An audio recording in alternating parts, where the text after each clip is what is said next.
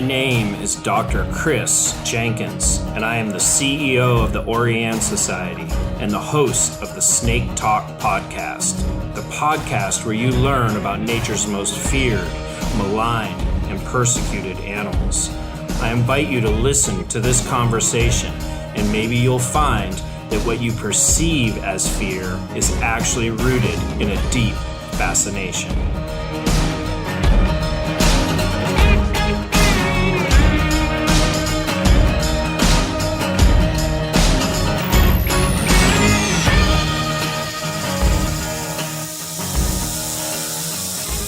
Welcome to the Snake Talk podcast. We are winding down our student perspective series. This is the last episode. It's really been great for me to learn so much about, some of the people who are coming up in reptile and amphibian conservation. And, from my perspective, the future looks pretty bright.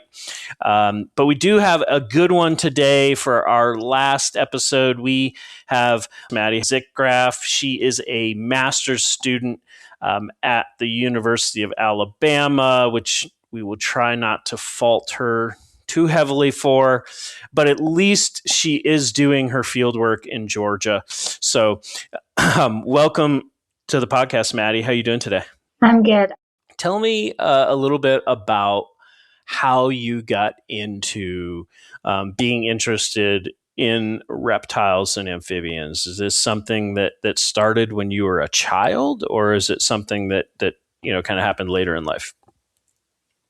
Yeah, I think for me, it definitely started in childhood. I was one of those kids that my parents couldn't keep me inside.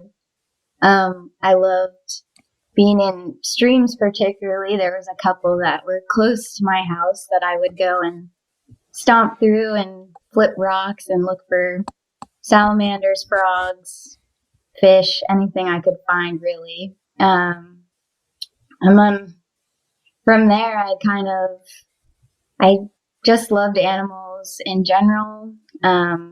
Watched a lot of Animal Planet. So Maddie, did you grow up in Alabama? I did not. I grew up in Pennsylvania, actually.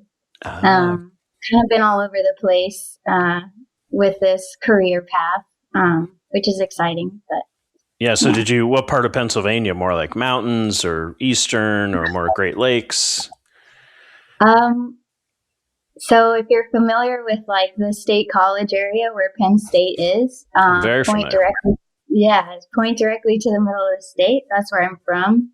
So it's kind of a mix of like, there's some mountains, we call them mountains, and a little bit of like farmland and forest and stuff. So yeah, it's basically, there's a lot of mountains there. It's kind of smack dab in the middle of a lot of the mountains. The State College itself is in the valleys, and like you said, there's agriculture and industrial development and all of that. But in general, you're in the heart of, public land and, wild places in Pennsylvania. So that's a really great area. So you grew up in Pennsylvania, spending time out in the creeks. You mentioned fish and, frogs or herps and on and on and on, salamanders. So, you just kind of had this immersion as a child.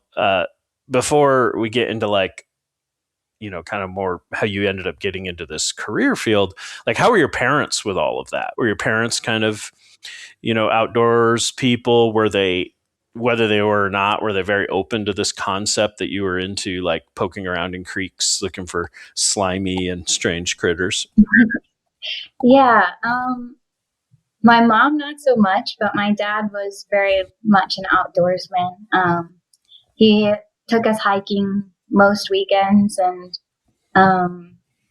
he would take us camping once a year out in Cook Forest, out in western Pennsylvania.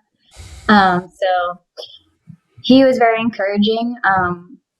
My mom just kind of let it happen, I think. She wasn't... she just wanted you to be happy. Yeah, she wasn't particularly thrilled with the slimy critters, but she wasn't there to discourage me either, so that was pretty nice. Were you allowed to bring any critters home, or was that a no-no from your mom's perspective? That would be crossing a line, I think. I'm sure I tried at some point, though. Gotcha.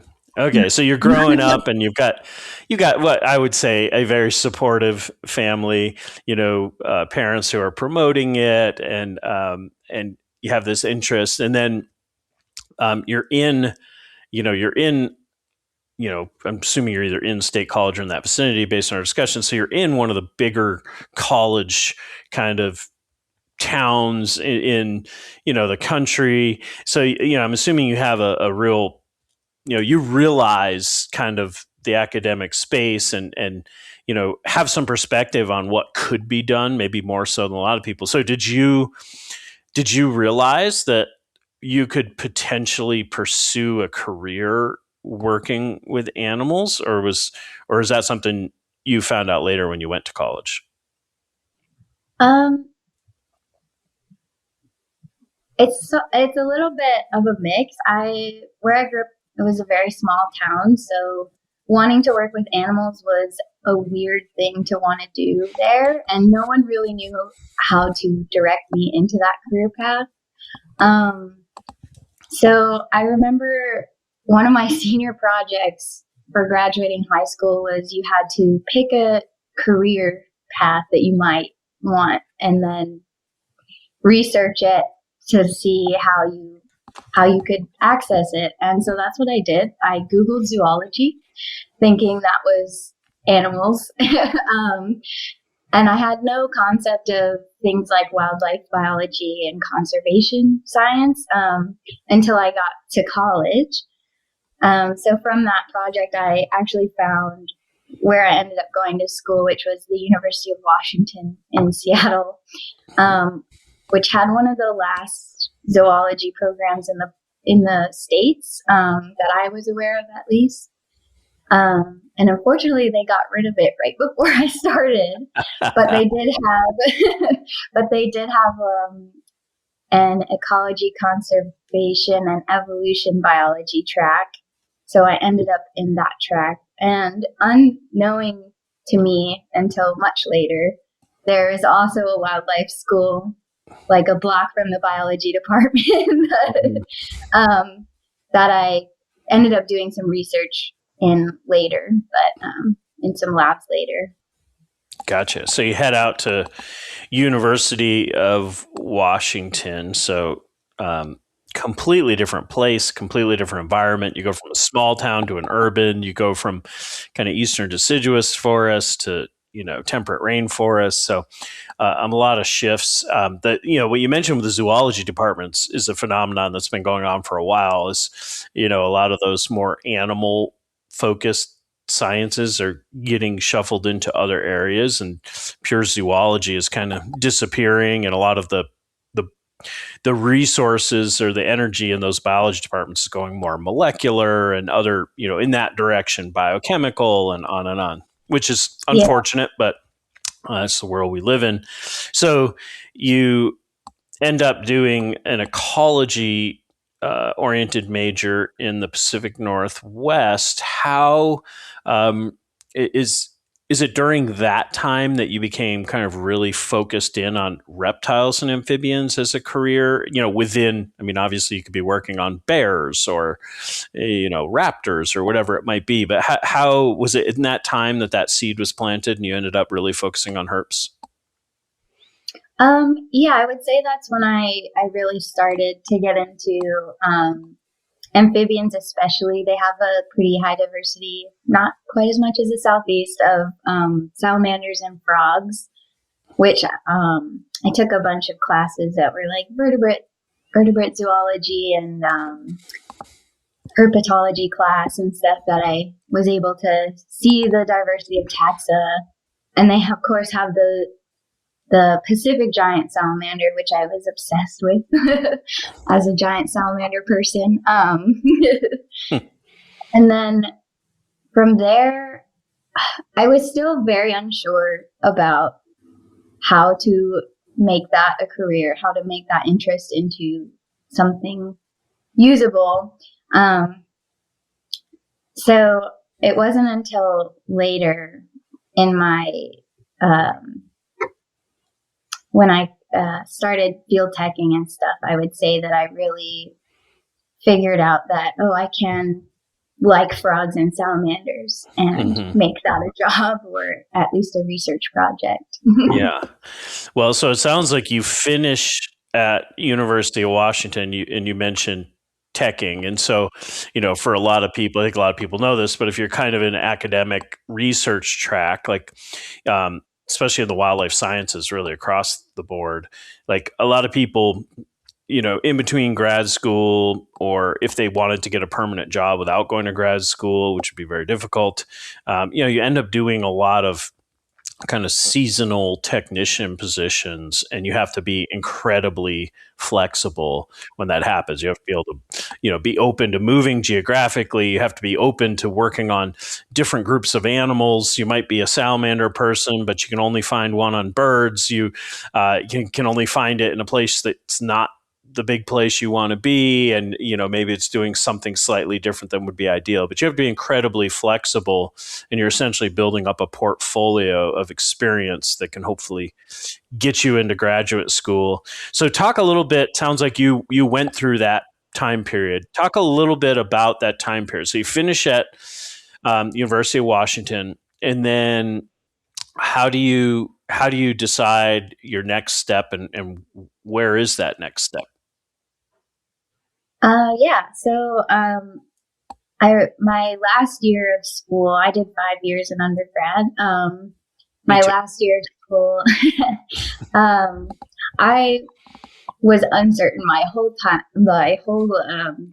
school career to what I wanted to do. So it took me a little longer to get there. But my 5th year of school, I started looking at jobs in the career field. There's a few job boards available to people in our field, like the Texas A&M job board is really popular. And then there's USA Jobs, of course, if you want to go federal. So I just searched high and low on all those job boards. I made a spreadsheet. I pulled out jobs that I was interested in, and I didn't restrict myself, as you said, to any taxa. You have to be flexible. There's not a whole lot available. So I remember I applied to squirrels in Alaska and spotted owls in Washington and a number of other mammals and bird species. And then I found an internship with the Forest Service, actually doing stream surveys, where we would go to headwater streams. We'd measure reach to reach, different water quality and physical aspects of the stream. And we also ended up doing fauna surveys. So I got to snorkel these freshwater streams, which is incredible. These are 2 degrees Celsius freshwater streams that have native trout, native salamanders, frogs, all of it. And What part of the world is this internship in? Oh, yeah. So this was in, I was based out of Clackamas Ranger District in Oregon. So that's kind of at the base of Mount Hood. But we were surveying all over that Forest Service region, which I think is it's 5 or 6, I think. Basically the northern Cascade Mountains. Yeah, northern Cascade. Within Oregon, I guess, because they go up into Washington. We went up into Washington, too. We did a little bit in the Gopher National Forest as well. Oh, cool. Yeah, so because we were the only stream survey team in the region, so there was a lot of places that we were sent, which is really cool. I was all over the Cascades region. Were you working for D.D. Olson? No. At a Corvallis office? No, but I did end up in Corvallis. We could talk about how I got there. Yeah, so I did a summer doing stream surveys, and I think that's really where I fell in love again with the herps, the frogs and the salamanders especially. But like you said, you have to be flexible.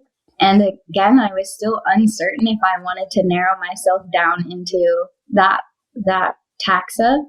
So my next step was, since I was already in the Forest Service, I took another Forest Service gig in Northern California to do northern spotted owl surveys, which was very different, obviously very terrestrial. We're up and down these huge Cascade Mountains to get into these owl territories. Very interesting time, really. And then being in the terrestrial space, I was missing my frogs and salamanders. So the next thing I did was find a job that I could transfer my spotted owl skills to, but that also had a herp component. So I went down to the Tonto National Forest, and again, working for the Forest Service, I did Mexican spotted owl surveys, but they also have the endangered Chiricahua Leopard Frog down there. And so we ended up doing a bunch of surveys for those as well. And those guys live in like cattle ponds all over the dry landscape of Arizona. So we were translocating frogs as their ponds dried. We counting individuals and egg masses and different things like that. Yeah, so that's where I really got into my amphibian stuff. And with that experience, I was able to go back up to Oregon. And this is when I ended up back in Corvallis, and I worked for the USGS in Mike Adams' lab doing Oregon spotted frog surveys. And then I was there for 2 years, and I became a field lead there. So you did a lot of field related tech positions, and what was the time window on that? Say from your stream work in Clackamas, and then to all the way to coming back and doing the 2 years in Corvallis. So what was like that window of time in your career? Was it like 5 years or 4 years? I started the stream survey stuff in 2018, and then ended up back in Oregon in 2021. So and they did 2 years there. So then that moves up to 23. Yep. And then that's when I was working for the USGS. That's when I decided that I wanted to go get a master's degree. And I, at that point, was determined to study amphibians. So I, again, got back on the job boards and I was searching high and low for different herpetology gigs.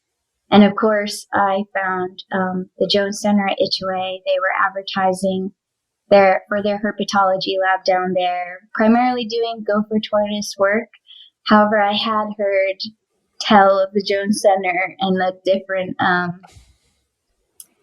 herp research they did, so I knew they did a lot of amphibian work as well.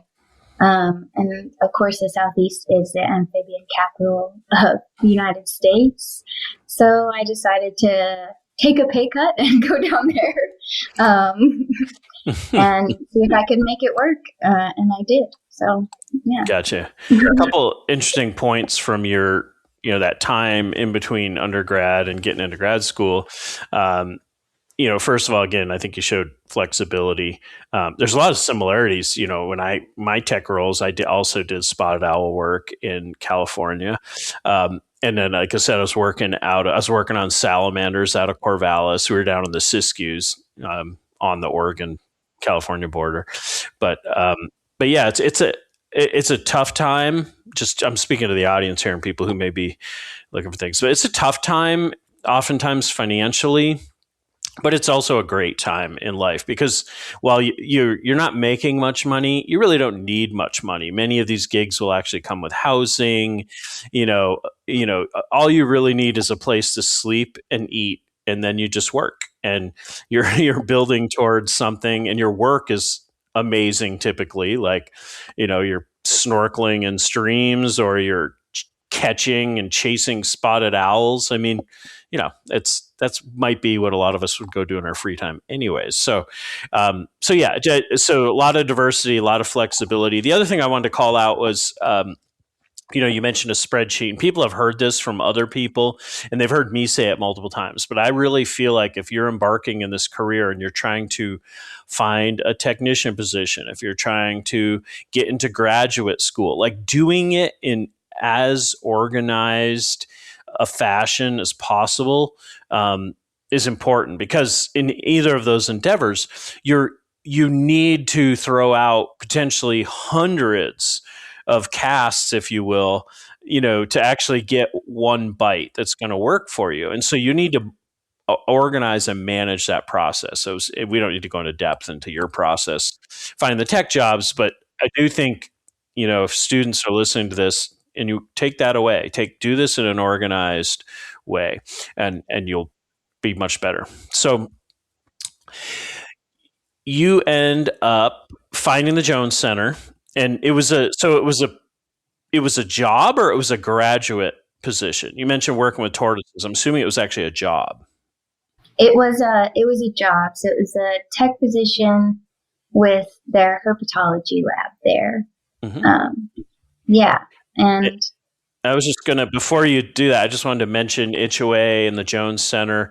We've had various people associated with Ichauway on the podcast. I've been there multiple times.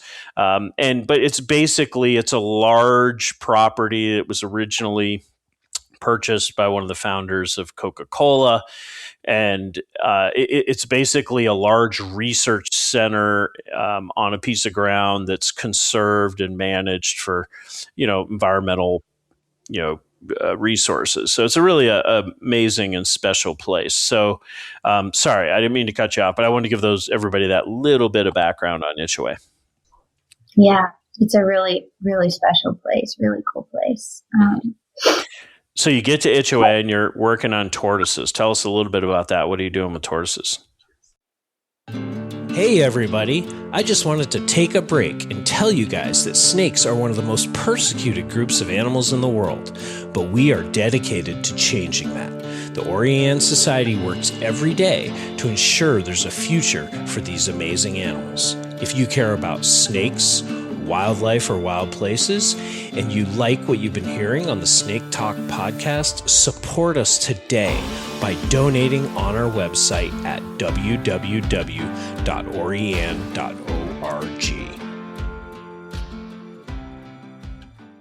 They have an exclosure experiment going there that they've had for, I think the fences have been up for over 20 years now. And an exclosure is it's designed to keep out mesopredators to see what the community response inside the exclosure is. So we were surveying tortoises within those exclosures, and then comparing them to the control plots that were not fenced off. And so mesopredators had access to that area and to those tortoises. So we did line transect distance sampling.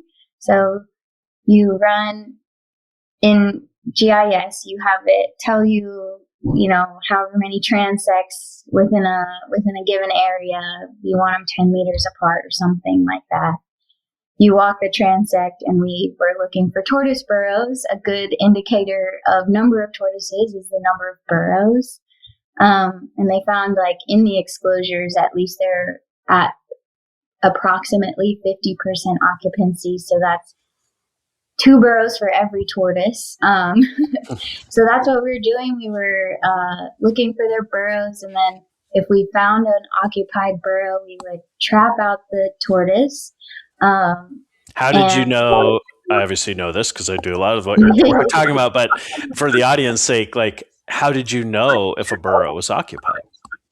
Yeah, so we use this special camera, and it's on this long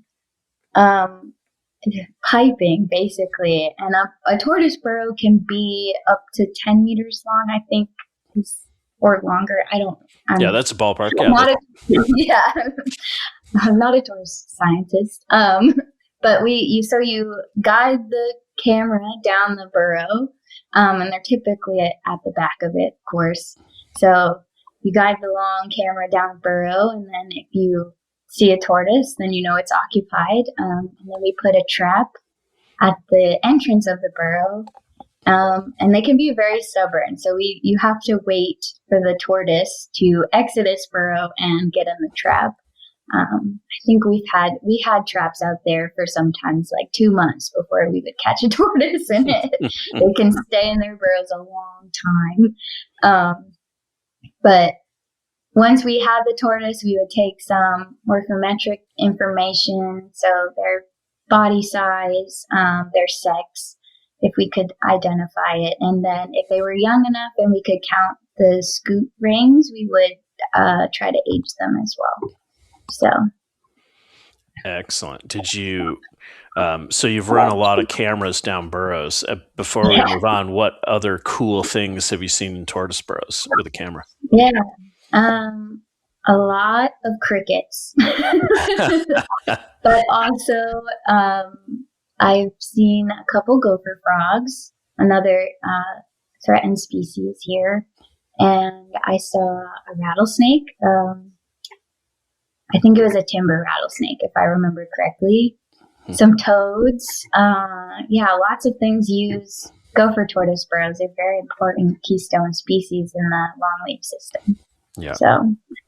Okay, so you're monitoring tortoises relative to predator exclusion. So you mentioned occupancy rates within the enclosures or exclosures. Being about 50%. What's the comparison to outside? Is it similar, or do you see differences? It's slightly less. I think it's about 1/3 of burrows tend to be occupied outside the exclosure. And the main thing that we would notice is that there's a lot fewer juvenile burrows. So a lot fewer of the baby tortoises make baby burrows, and they're the cutest thing I've ever seen. So we would see a lot fewer of the small burrows, a lot fewer juveniles, because of course they're much more vulnerable when they're small, and their shells don't harden until they're like 5 to 10 years old. So they're not as safe from predators like coyotes or raccoons or something like that. Yeah. So you're working on tortoises. You're in a really cool place. You're in the amphibian diversity, capital of the, North America at least. And so how do you make the transition from being a tortoise technician to getting where you ultimately want to be, being someone doing research on amphibians? Yeah. So it was like a classic case of luck, preparation, and opportunity.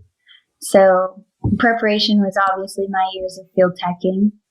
The opportunity was being at the Jones Center, I think. They foster a lot of master students, especially there. And then the luck came in because we just happened to have extra time as a lab to do some trapping in our cypress gum wetlands. They've had a capture mark recapture study for Amphiumas and Siren going since about 2009, that they sporadically trap for when they have time. And we just happened to have time my first year that I was there. And I am also not from the Southeast. And when we started trapping for them, I did not know what an Amphiumas was. I had a vague idea of what a siren was and what they looked like, and I knew that they could get big.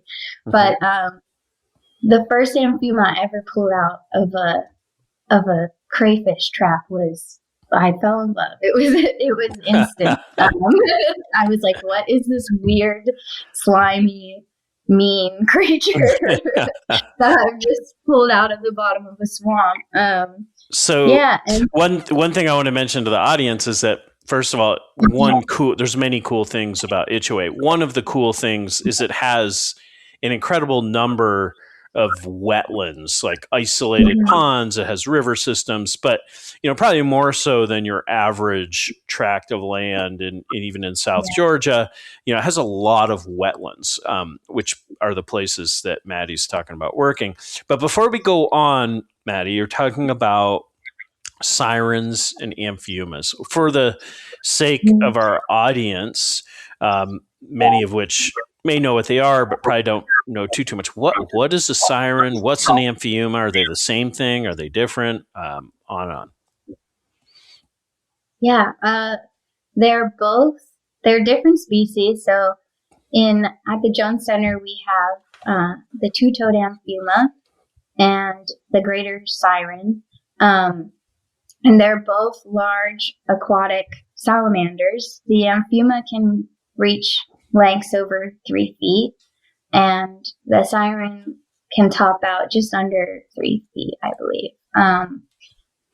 So they're really, really big salamanders. They're predatory, so they eat a lot of crayfish and invertebrates and stuff. And then, they coexist together in these tiny, tiny ephemeral wetlands, and they can survive dry downs by estivating in the mud, which is similar to hibernation. So they'll burrow into the mud, their metabolic rates reduce, and then they'll hang out until the water comes back and they can swim around again. So they go down into the mud. There are some species, again, I know the answers to these, but this is for the audience's sake. But so there are some species of amphibians in parts of the world that estivate, in dry environments or at dry times of year. And they actually form a form of a cocoon, they create a moisture barrier and keep their moisture in. So how do these sirens and amphiumas in these ephemeral wetlands in the coastal plain there, how do they make sure that they stay moist? So the siren do make a cocoon, like you were saying. They naturally produce a slime kind of coating. So if you ever pick one up, they're really slippy and hard to hold on to. But that slime will harden over them when they estivate, and that does preserve their water. The amphiuma don't do that. And actually, when we get into my research, we can talk about it a little bit more. I'm not sure what the amphiuma are doing, but they're moving underneath the mud.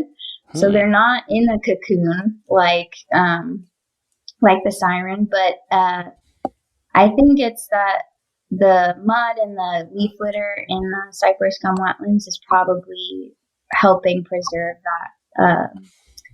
that moisture for them. Cool. Yeah.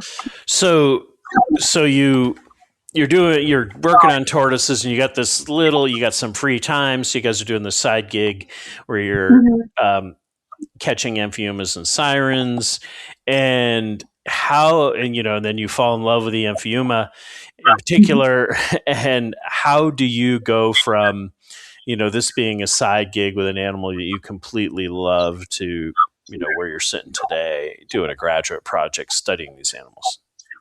Yeah. So after we started trapping for amphiuma, and I got really interested in them, so I started researching. I got on Google Scholar and I looked up papers from all decades. Really, there's really not. And then I found through that there's really not a lot known about them in terms of their ecologies and life histories. And I think that's probably because they're a pretty common species. And they're cryptic, so they're not highly visible, and they're very common. So it's not something we're always worried about when they're everywhere. So I got into the research with them, and I was confused, honestly, why there wasn't a lot on them. And then I got interested in how both of these two large salamanders exist together. They often exist together in these tiny ephemeral wetlands. And it kind of just took off from there. I talked to first the RA, Jen Howes, the research associate there at with the Herp Lab, and she kind of encouraged me in my research and in my curiosity. So I started asking questions like, how do they live together? What do they eat? How much space do they use in these wetlands?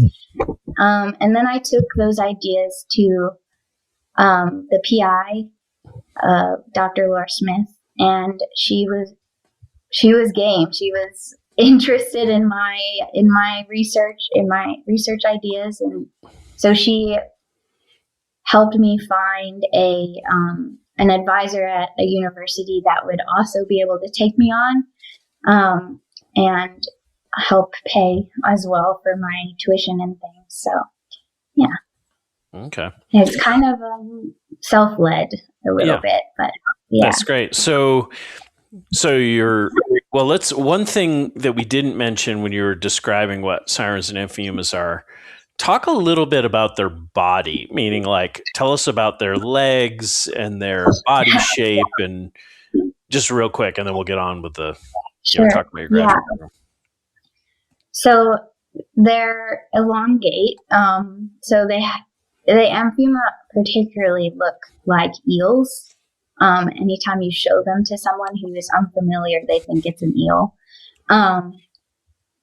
And the Amphiuma actually have 4 legs, but they're very reduced. And the species designation, the 2-toed Amphiumas, they have 2 toes. There's also a 3-toed and a 1-toed, which I don't know how you tell a single toe from a stumpy leg, but yeah, so that's the Amphiuma. So they're very eel-like, but they do have legs that they don't really use. And then the siren is a little bit different. So they still have that elongate form, very designed for water, swimming in water. They have a big paddle tail, and they have 2 front legs with 4 toes. And then they also have those sort of branched external gills as well, those fluffy, pretty gills. And my favorite fact about them is that the Amphiuma and siren have the same number of toes spread over a different number of legs. So they both have 4 toes, but the siren has 2 legs, and the Amphiuma has 4 legs. Yeah, very cool. Well, so back to your kind of trajectory here. So you're interested in this animal, and Laura and Jen help you and get you connected with somebody at University of Alabama, and then you're kind of developing your project ideas. It sounds like you had some ideas, like just from all those questions you were developing when you were looking at the literature, and you're asking people, like, how do these 2 species live together, and how do they survive, and so on and so forth. So, talk a little bit about, how did you get to the design of your master's research, and what is that design? Like, basically, kind of what's the proposal to what you're doing? Yeah. There's 3 parts to it.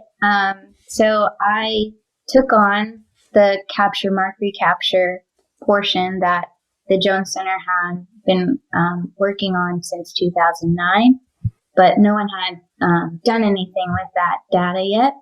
So I took on that portion. So we continued the capture, mark, recapture scheme within the wetlands. And then I was very interested in their movement ecology, so how much of the wetland each species used. And no one at the point of coming up with these ideas, there was no published information on this, on their home ranges or their movement, and no one had done telemetry on them yet, radio telemetry. However, they are big enough to put a transmitter in. And that was my thought. I was like, no one's done this, but they're definitely large enough to carry a transmitter.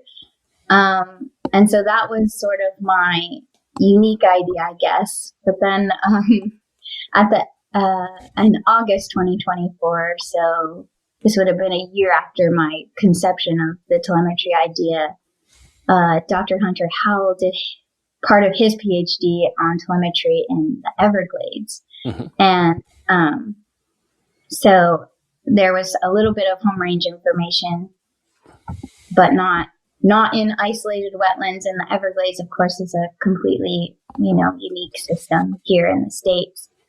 And then finally, I'm doing also stable isotope analysis on their skin tissue, their tail tissue.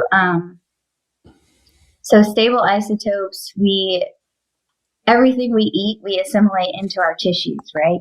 So we can take a piece of tissue, put it through a mass spec, and figure out where and what each animal is eating and at what trophic level they're eating at. So that is getting into sort of their diet overlap and their trophic position as well in the wetlands. And that came when I met my advisor here at the University of Alabama, Dr. Carla Atkinson, who does a lot of consumer-driven nutrient cycling in freshwater systems. And that was really her idea. And to get her on my team, I put that into my proposal as well. Yeah. Well, it sounds like overall you're working on a relatively unknown animal, its ecology is unknown, and you're just working on some important components of its ecology. So let's take each of those three areas and just take a few minutes on each and dive in a little deeper. So starting with, part one, meaning the continuation of the long-term work, have you started to notice any patterns, whatever those might be? Just one, either sirens or amphiumas, is one always more abundant? Or do you find more of one in one type of wetland and less in another? Do you see trends? Just anything, even if it's anecdotal at this point or quantitative, about population biology of either species or anything you're kind of seeing on the land with the monitoring. Hey everybody, I just wanted to take a break to let you know that you can stay connected to the Orianne Society by signing up for our monthly newsletter. Be the first to receive exciting updates on reptile and amphibian conservation, from the latest news and staff blog posts to exclusive announcements like upcoming Snake Talk podcast guests. Go to our website at www.orianne.org and sign up for the newsletter at the bottom of our homepage.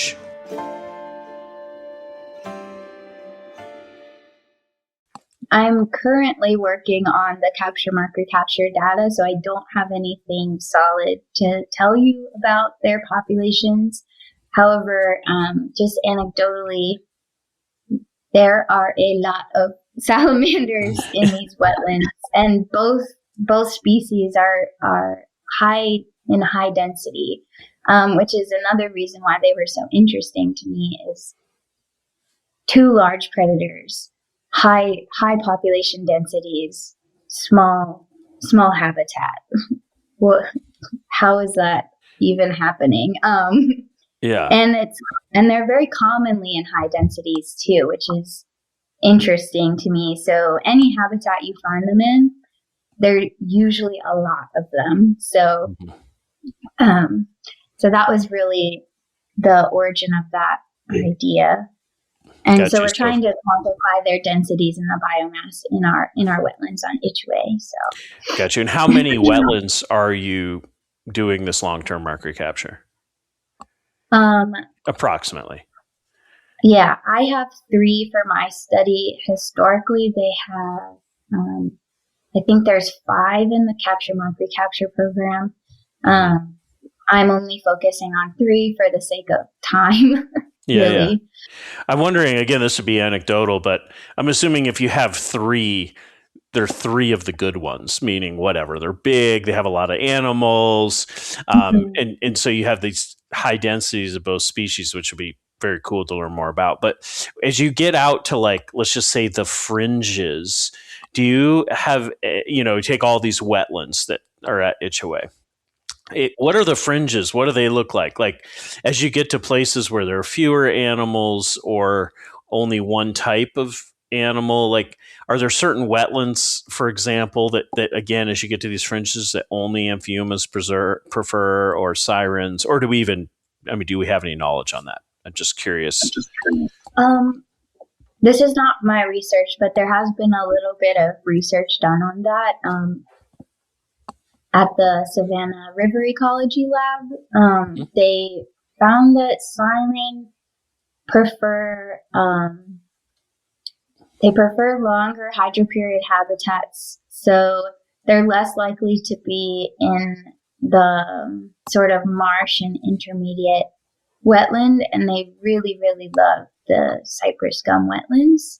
The cypress gum have closed canopies, so they have longer hydroperiods, less evapotranspiration, which allows them to obviously eat and move around and all of the things they need to do for life for a longer period of time, which makes sense that they prefer those. And that's the case that's the case for both species, actually, but the siren especially like those longer hydroperiods. They're also more likely to be found in wetlands further from other wetlands and at higher elevations, which is interesting. So which suggests that they have a little bit more dispersal ability than the Amphiuma do. Okay.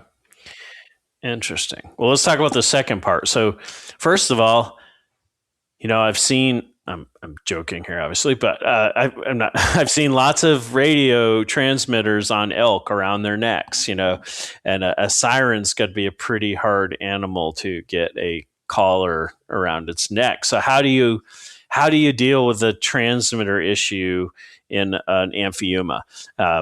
Basically, how are you attaching these transmitters? Yeah, so we actually had to surgically implant the transmitters into their coelomic cavity, so into their body cavity.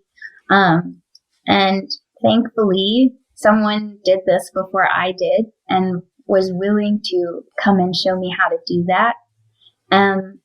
So you make a little incision, and the transmitters we used don't have that long antenna tail that you typically see. It was actually encased in like an inert epoxy so that it doesn't get tangled up in like any organ or anything, cause any problems when it's inside their body. So we inserted that into their coelomic cavity. It's a really tiny incision that just required a few stitches to close. And then we let them recover for about 48 hours. And then we put them back in the wetland, and yeah, they were mostly fine. I didn't have any fatalities during surgery, so that was really lucky. Well, not lucky, but that was good. Yeah. So are you doing telemetry on both animals or only on Amphiumas? Yeah, so I did both. I was able to get 10 transmitters in each species. So 20 animals total. And that was to hopefully compare their movement and their home range size as well. So yeah. So I know you're still analyzing a lot of these data, and so you probably don't have any hard numbers. But again, let's just talk anecdotally. Did you see anything like, Amphiumas seem to move a lot more during the warmer months? Sirens use this particular type of microhabitat. You already mentioned that it looks like Amphiumas might move during the dry periods. So just kind of any anecdotes that you can share with us, again, understanding that they are anecdotes and you're still analyzing your data. So yeah. Well, I actually do have a little bit of hard data for you on the telemetry stuff. That's what I've been doing this past fall. So Amphiuma have very small home range sizes. My average home range size for an Amphiuma was 4.15 square meters. Wow. Yeah, and the smallest one was 1.6 square meters, which is crazy because they're 3 feet long. So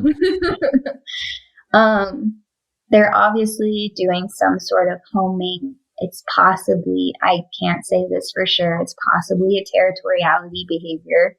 And the siren have large home ranges. So my average home range for siren was around 28 square meters. And the largest was 82 square meters. So they're moving a lot farther than the Amphiuma are. Or at least their home range is bigger. Remind me their diets, or they're just what we know about in literature. Do they have different diets, and what are those made up of? They have pretty similar diets, actually, although slightly different. The Amphiuma are obligate carnivores, so they're eating, and they primarily eat crayfish, but they'll also eat things like frog larvae or adult frogs even. They'll eat other salamanders, siren or Amphiuma as well. They can be cannibalistic. They'll sometimes eat fish if fish can get into the wetlands that they live in. And then the siren are probably omnivorous, actually. So it's becoming more clear that they're probably eating and able to at least assimilate to some extent vegetation. And they'll also eat a lot of invertebrates as well. And they typically eat fewer vertebrates than the Amphiuma would. So maybe slightly lower trophic position there. Very cool. So sirens, they move a lot more when there's water. And then when it dries up, they hunker down in a form of a cocoon. Amphiumas do not move much. And then they get into the muck when it dries up and hunker down. But you mentioned something about them moving in the dry seasons. Talk about that a little bit. Yeah, so my wetland dried about June, around the end of June. But because my transmitters were still active, I was still checking on them to make in case the water returned, I could get back to tracking them, right? So I went out to check on some active transmitters. It's completely dry in the wetland, and I can't find one. I can't find one of my Amphiuma. And then, where did you go? Like, I can hear the signal, but I can't pinpoint it. It's not where it was. And eventually I found it around the other side of a cypress tree. So it had moved about, I think it was about 3 meters that it had moved under, I'm assuming under the mud. And it's unclear too if they're accessing the water table. I'm not sure how high the water table is, but it appears like they're making short subterranean movements when it's dry. And this happened, that was the first time I identified that happening, but it happened quite often, actually, that I would find an Amphiuma in a slightly different spot than where I left him. Really? That is really cool. Anything, how about the kind of nutrient cycling, stable isotopes? Did you, I don't know where you are with that, but if you have any results, has it taught you anything about nutrient cycling in the system or diets in these animals? Like, where are you at with that component of your thesis? I still need to analyze those tissue, so they still have not gone through the mass spectrometer, which means I have no information to share with you at the moment, but I'm hoping to get that started within the week, actually. I have a lab that I'm using. It's it's at the University of Alabama as well, but it's another lab that I have to coordinate with to get those processed. So it's been a little bit of a journey for that. But talk about we're gonna wrap up here, but before we do that, talk about, given it's a snake podcast, talk about like the interactions of these salamanders with snakes, maybe in particular things like mud snakes or rainbow snakes, things like that. Like, I mean, I'm just saying like a natural history perspective, like not some detailed research thing that you've been doing, so. Yeah. So one of the predators of Amphiuma and Siren are the mud snake and the rainbow snake, who are probably actually specialists on these animals, which is really cool.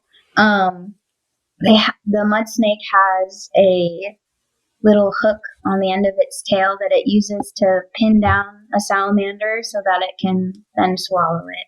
I unfortunately have not caught a mud snake with my salamanders, even though I know they're there because they've been caught before. But I have seen them. I just haven't caught one in a trap. But yeah, it would be kind of cool. I mean, maybe you'd be upset about it, but I think it'd be kind of cool if all of a sudden you found out one of your transmitters was like 300 yards away and moving rapidly. If only. But anyways, cool. Well, so you have lived and worked in the Northwest, in the Southwest, in the Northeast, and the Southeast. You have worked on multiple taxonomic groups. You've done a lot of, technician work and graduate projects. What does the future hold for Maddie? Are you planning on continuing on in graduate school and going in academia? Are you interested in, doing agency related? Like, just what does the future hold? How are you looking at your career going forward? So I currently have in the works some ideas involving Amphiuma and Siren to carry over into a PhD. So that's the plan as of now. And with that, I hope to run my own lab one day. I would like to lead my own research, bring up young scientists in the field as well. And whether that would be at a university or a place like the Jones Center, I'm not sure yet. It's kind of what's going to be available. I know it's really hard out there right now in terms of finding jobs, especially for PhDs. Hard work and determination can get you pretty far. So there you go. Exactly. And you have kind of an interesting niche. I mean, there's not going to be a lot of people working on Amphiumas. I don't know if there's going to be a lot of demand for it. No, people are going to be, we need more Amphiuma researchers. But anyways, great. Well, Maddie, I like to have all of my guests tell me a snake story. So what is your best snake story? Okay. I have one from Arizona. So we were surveying for narrow-headed garter snakes, and those are mostly an aquatic garter snake species. So we were on a creek in Arizona, and instead of finding our target species, I just remember walking up the creek, and it's one that had like a lot of rocky outcrops on the sides, and just looking side to side and seeing eyes looking at me, and they were all Arizona black rattlesnakes staring out at us from the outcrops. I mean, literally anytime you looked left or right, you could spot an Arizona black. And they are beautiful, beautiful rattlesnakes. Arizona has a really cool variety of rattlesnakes, and I think those are my favorite. I have never seen one of those in the wild, and that's one of the species that I've always wanted to. So that is amazing. I would love to see that spot. Of course, it's probably many people in society's nightmare to be surrounded by them, but it's a great story. Well, thank you, Maddie, so much for joining us today on Snake Talk. Yeah, you too. And I just wanted to thank the audience and tell everybody to remember snakes are animals too, and it's a privilege to see one in the wild.